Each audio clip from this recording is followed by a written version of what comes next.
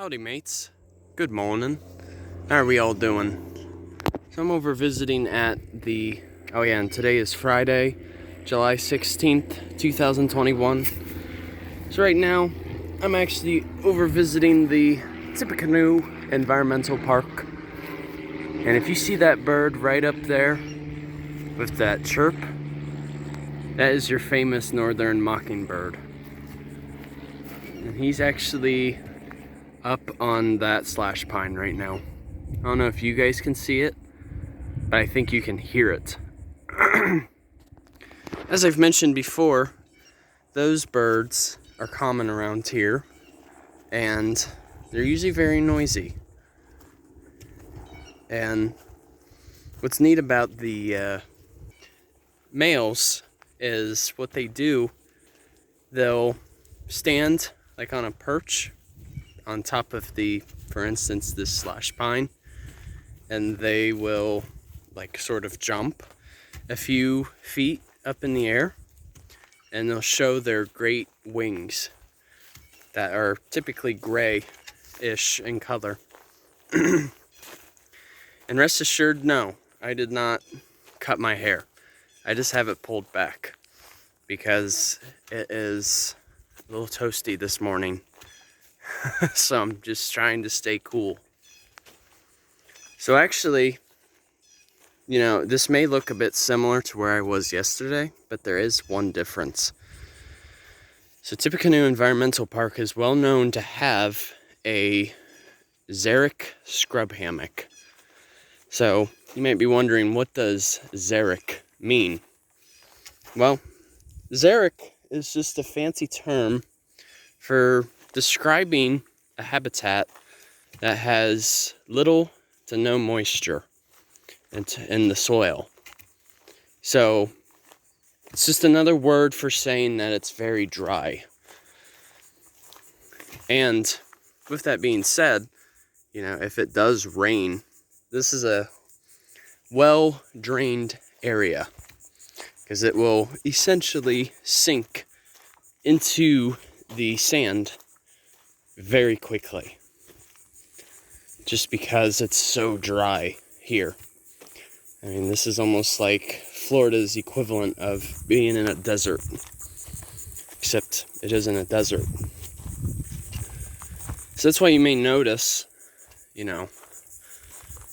some of the oaks that you see out here, like the Sands live oak or the myrtle oak, just to name a couple, they look rather stunted, in terms of growth. And that's just the case because there just isn't much water that's available out here. But they can still grow. And of course, we see our classic saw palmetto as well. Wow, these mosquitoes are so bad. It's like I'm trying to concentrate on the video, but wow, these mosquitoes, they're like eating me alive. But essentially, because of how much water there is here, that's why everything looks so stunted in growth.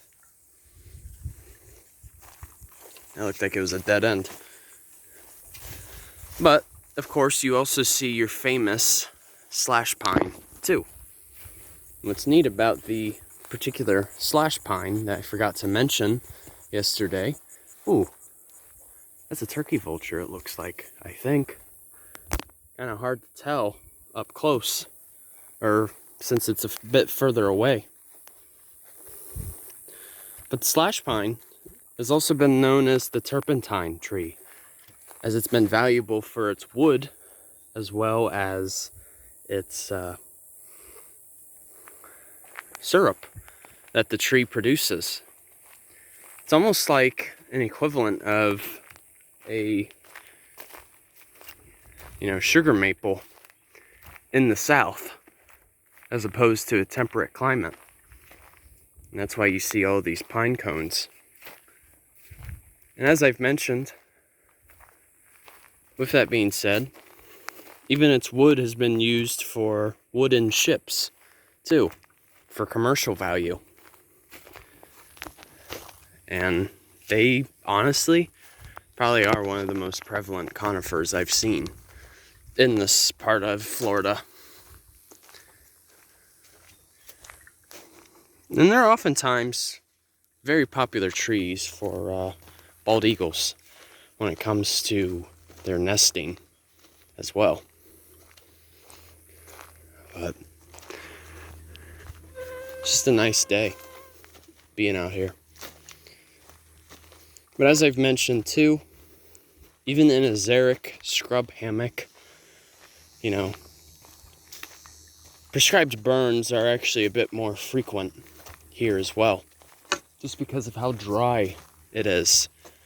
It makes it much more prone to experiencing these burns, as I mentioned. Yeah, forgive me that I'm like moving so much. It's just if I stay in one spot too long, these mosquitoes are all over you. It's like, it's insane. But yeah, this is the Tippecanoe Environmental Park. It's actually connected to one of the baseball stadiums that's associated with a minor league team from the Tampa Bay Rays. So, kind of hard to miss, and it has a very prevalent sign to enter this park. So alright mates, I hope you guys enjoyed this video, and once again, stay tuned for any future content. Alright, enjoy your Friday, and Journey on a Journey is outwards. Take care folks.